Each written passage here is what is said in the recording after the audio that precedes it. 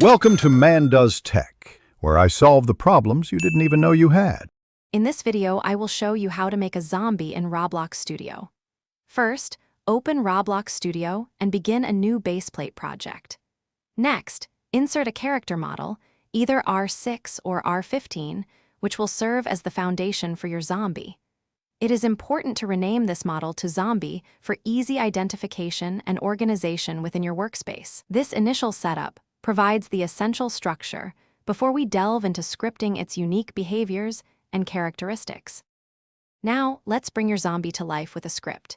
Insert a new script directly into your zombie model. Within this script, you will utilize Roblox's powerful pathfinding service, allowing your zombie to intelligently navigate the environment and avoid obstacles.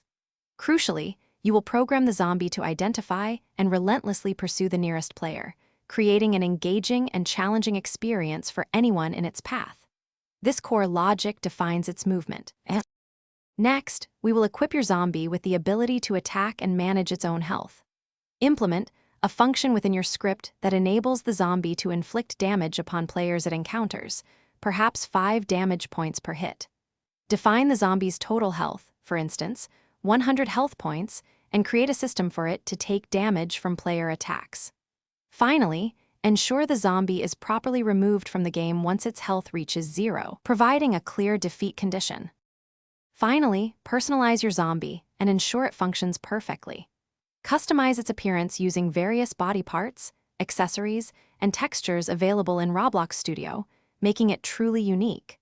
Adjust key attributes like its movement speed, attack damage, and overall health to achieve the desired level of difficulty and balance within your game. Remember to thoroughly test your zombie in diverse scenarios to confirm all its behaviors, from movement to attacking, work exactly as intended. Thanks for watching.